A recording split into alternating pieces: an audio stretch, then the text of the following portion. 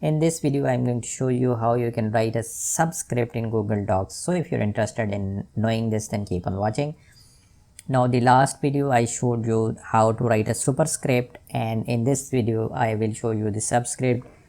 If you know that how to write a superscript in Google Docs, you must be aware how to write a subscript. But for those who do not know that, the method is extremely simple. Let's suppose I want to make this x2, this digit 2, as I want to write this as a subscript instead of a normal digit adjacent to the letter x.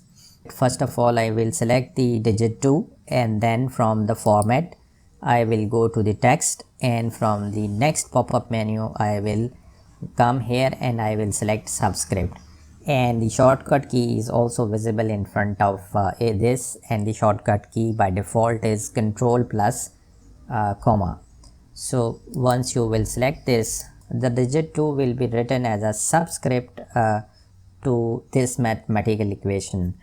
If you want to see more tutorials on Google Docs, we have a complete list which will be displayed in the end screen card and would be visible on the first hyperlink in the description. In any case, thank you for watching till the end. If you like this video, hit the like button, share and subscribe.